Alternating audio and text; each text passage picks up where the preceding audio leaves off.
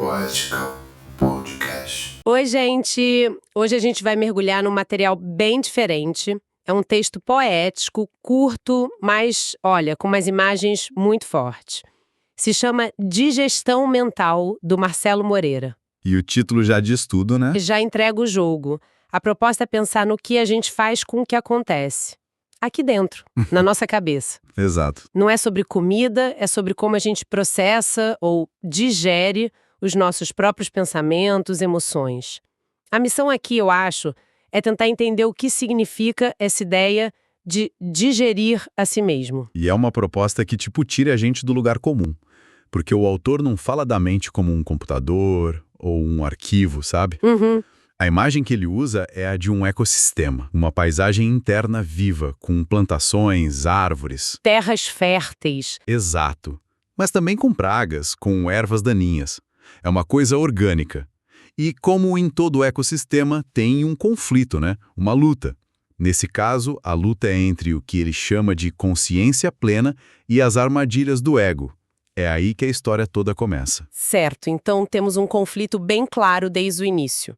De um lado, esse estado de clareza que o texto descreve como um mundo vivo de infinita criação, quase um paraíso mental. Isso. E do outro lado, uma força que parece sabotar ativamente essa clareza.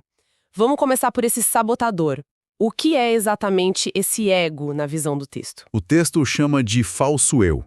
E a função dele é muito específica, é bem sorrateira. Sorrateira, gostei da palavra. Ele não ataca de frente, sabe? A tática dele é atrair os grilos primitivos às sombras das plantações mentais. Essa metáfora é tipo o ponto de partida de tudo. Grilos primitivos. Isso me soa como aqueles pensamentos chatos, repetitivos, que ficam zumbindo no fundo da cabeça. Exato. Principalmente à noite, quando tudo tá quieto, sabe? Aquela preocupação que não vai embora, aquela autocrítica. É por aí. Exatamente por aí. Eles são primitivos porque tocam em medos muito básicos. Medo de falhar, medo de ser rejeitado. De não ser bom o suficiente. Isso. E eles operam nas sombras. Ou seja, em lugares da nossa mente que a gente evita olhar. São as nossas inseguranças que não foram examinadas.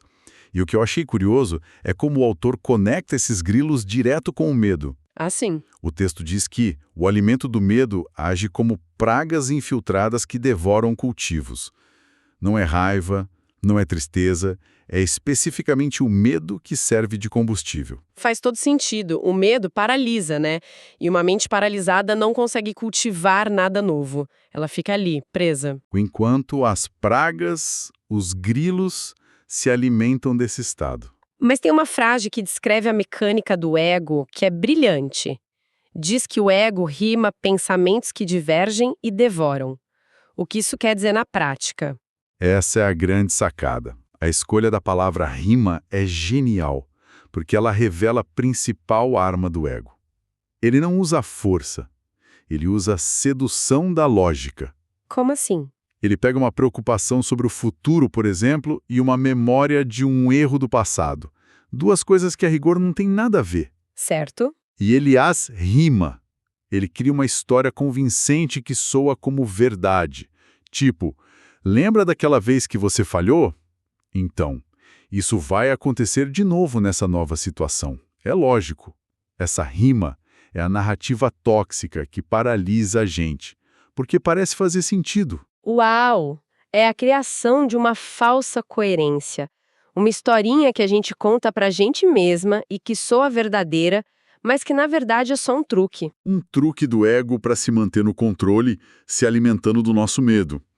E essa ideia de devorar cultivos reforça aquela metáfora principal que você falou no início. A da mente como uma paisagem. Exatamente.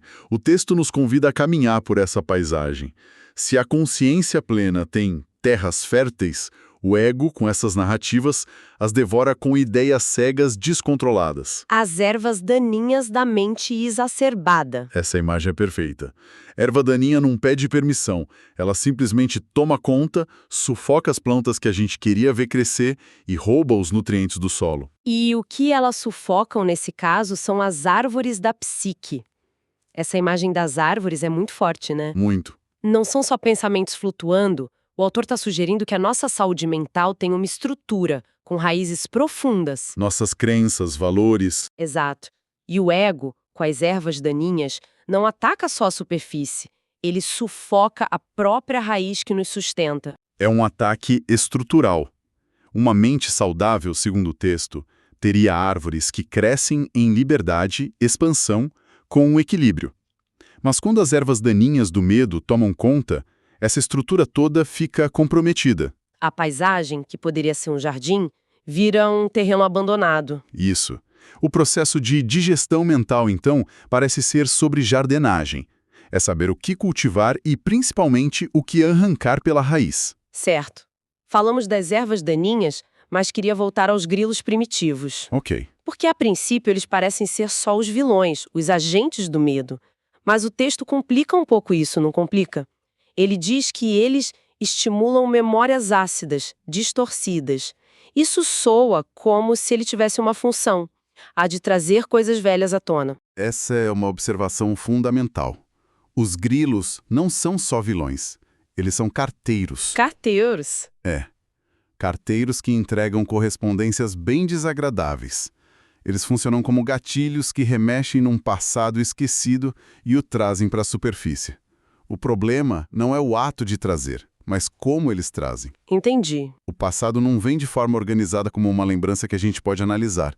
Ele se expande no momento presente. Ou seja, o presente é invadido, contaminado por fragmentos do passado que não foram digeridos. Exatamente. É aquela situação clássica. Alguém faz um comentário inofensivo no trabalho e, de repente, você se sente com 15 anos de idade sendo criticada na escola. A reação é desproporcional. Totalmente. Porque ela está carregada com o peso de uma memória ácida que foi cutucada. O agora fica, como diz o texto, carregado de ilusões que são anônimas, antagônicas, presas no tempo. A pessoa já não sabe mais o que é reação ao presente e o que é um eco do passado. Exato. A mente fica confusa, o próprio ser se perde nessa névoa. E, para complicar, o texto adiciona outra camada. Diz que o ser também absorve energias de diversas realidades paralelas. Que a gente pode entender como peso que nem é nosso, né? Expectativas da família, da sociedade, traumas de outras gerações. Tudo isso se mistura. É muita coisa para processar. E aí, a nossa verdadeira essência fica, como diz o autor, escondida nos campos etéreos, distante das armadilhas sutis dos labirintos psíquicos. O que nos leva à pergunta de $1 milhão. Qual? Se a nossa essência está perdida nesse labirinto, e lutar de frente contra os grilos e as ervas daninhas só fortalece o ego, qual é a saída? Como a gente encontra o caminho de volta? A resposta que o texto oferece é inesperada, no mínimo. Por quê? Porque não é sobre disciplina, meditação forçada ou análise intelectual. A chave parece estar em algo muito mais leve. Ele diz: os jogos lúdicos despertam uma nova morada nas ilhas sinápticas de um novo estado mental. Jogos lúdicos, a saída é brincar. Parece contraintuitivo, mas é genial. A proposta não é da força bruta, é a da transformação pela criatividade. Ah, entendi. O ego e o medo são rígidos, lógicos, repetitivos. A criatividade, o lúdico, é o oposto. Disso é fluido, imprevisível, cria novas conexões. Cultivar uma mente criativa é a forma de sair do loop do ego. E essa criatividade não é vista como um passatempo, tipo pintar aos domingos. O texto a coloca como algo essencial, criativamente necessária aos 7 corpos internos, atuando na repurificação da alma. Sim, é uma ferramenta de cura, uma força que pode reconfigurar todo o nosso cosmo interior. Então, a própria jornada é a digestão? Exatamente, a viagem é a digestão. O autor chama de uma viagem psíquica, intrínseca, infinita, necessária, e conclui que essa viagem é a digestão de si mesmo. Ou seja, digerir a si mesma não é ficar dissecando cada pensamento negativo. Não. É se engajar ativamente num processo criativo que constrói algo novo a partir do caos. é encontrar uma nova melodia em vez de tentar silenciar os grilos. E ele continua nessa linha, né? Falando que esse é o lugar onde cria e recria mundos, construindo e desconstruindo muros mentais. A criatividade, então, é essa força. Uma força que pode tanto erguer novas estruturas de pensamento, quanto demolir as antigas prisões mentais que o ego construiu com aquelas rimas lógicas dele. E essa demolição e construção interna se reflete no mundo externo. Exato. Nas ações de uma vida intensa e nas nossas reações. O que acontece na nossa paisagem mental interna define como a gente age e reage lá fora. Os dois mundos estão ligados. Mas uma das coisas que eu acho mais fortes nesse texto é a honestidade brutal sobre esse processo. Sim. Ele não vem de uma fórmula mágica de pense criativamente e seja feliz. Pelo contrário, ele afirma: nunca se sabe o resultado. O processo de digestão pode gerar reações sãs e orgânicas ou organicamente doentias. Sim, e essa admissão é o que torna o texto tão poderoso e realista. O caminho do autoconhecimento não é uma linha reta para a iluminação. E não tem um pote de ouro no final. Não tem. É um processo orgânico, bagunçado, imprevisível e, como ele mesmo diz, nem sempre são como flores no jardim.